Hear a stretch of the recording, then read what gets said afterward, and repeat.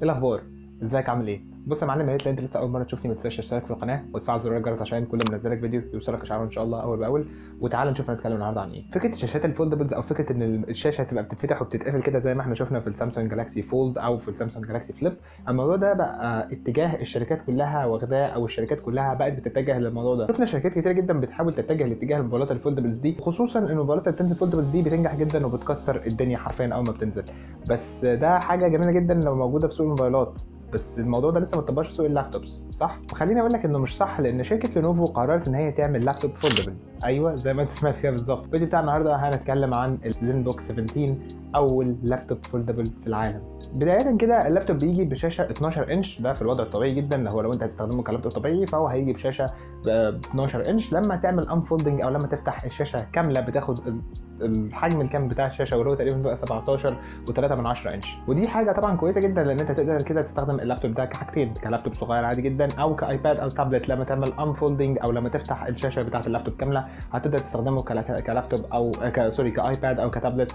وزن حجم الشاشه بتاعته هيوصل لحوالي 17 و3 انش. اللابتوب لما تفتح الشاشه او لما تاخد الحجم الكامل بتاع الشاشه خفيف جدا لدرجه ان انت تقدر تستخدمه كتابلت او كايباد بايد واحده، من غير ما تضطر ان انت تستخدمه بالايدين، او من غير ما تحس ان انت شايل حاجه تقيله جدا. ودي نقطه كويسه جدا من وجهه نظري للناس اللي مش عايزه تستخدم اللابتوب ده اصلا كلابتوب عادي، او عايزه تستخدمه كايباد او كتابلت. اللابتوب هنا بيجي ببروسيسور كور i7 جيل 12 مع 16 جيجا بايت رام وهارد 1 تيرا اس اس دي. الحاجه الجميله في اللابتوب هنا ان اللابتوب جاي معاه الكيبورد الوايرلس بتاعته، ولو انت ما انت زهقت من ان انت عامل اللابتوب ده تابلت، او ان انت تستخدم اللابتوب ده كتابلت، تقدر تحوله تاني للابتوب ويبقى حجم الشاشه بتاعته 12 انش. والكيبورد دي ماجنتيك بتمسك في الشاشه من تحت عشان تقدر تستخدمه كلابتوب تاني عادي خالص من غير اي حاجه. اما لو انت حبيت تفتح الشاشه كلها وتستخدمه برده كلابتوب عادي زي ما هو، فده هيكون متوفر بفضل الكيك ستاند اللي موجود في ظهر اللابتوب، واللي انت تقدر تفتحه وتخلي توقف الشاشه كده وتحط قدامه الكيبورد، وتقدر تتعامل مع الشاشه دي كلها او البتاع ده كله على ان هو لابتوب عادي جدا وانت فاتح الشاشه كلها من غير ما تستخدم الشاشه التاتش. اللابتوب طبعا اختراع عظيم جدا وفكره جميله جدا، واقوى نقطه قوه موجوده فيه هي الشاشه بتاعته، اللي انا حاسس ان احنا ظلمناها وما اديناهاش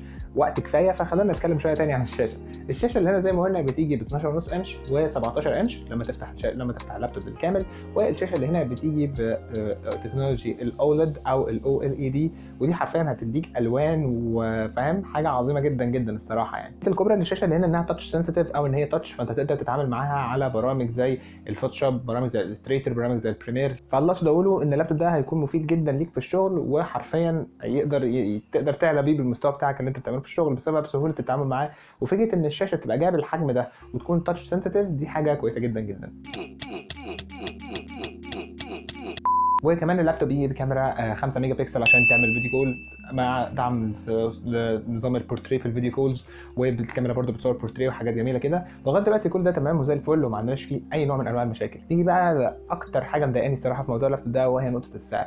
سعر اللابتوب ده بيعمل حوالي $4150،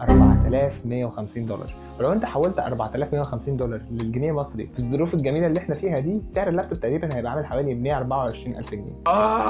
حد يوديني للانعاش يا جدعان. طبعا سعر غير منطقي بالمره، وسعر غير معقول بالمره، ومبالغ فيه فشخ طبعا. يعني لو انا معايا 124000 جنيه اللابتوب ده جميل وكل حاجه، ولكن ده مش هيكون الخيار الاول اساسا. مليار في الميه هترجع حاجه من الحاجات بتاعت ابل، او حاجه من الحاجات اللي هي الفظيعه اللي ابل بتنزلها دي. لكن فكره ان انا يبقى معايا 124000 جنيه واروح ادفعهم في لابتوب عشان بس فكره ان هو فولدبل، او عشان بس فكره ان حجم شاشته كبيره، ما اعتقدش ان دي حركه منطقيه ابدا، او انا مش هعمل الحركه دي. انت عارفني هتعمل ايه في الكومنتات. وما تنساش كمان وانت تحت تعمل سبسكرايب في القناه وتفعل الجرس عشان كل ما انزلك فيديو يجيلك اشعاره على طول. ولو انت عندك اي حاجه عايز تقولها لي هتلاقي الانستجرام بتاعي تحت في الديسكربشن. وفي النهايه اتمنى اكون ان انا فدتك يعني، وشكرا لك جدا، واشوفك الفيديو الجاي ان شاء الله. السلام عليكم.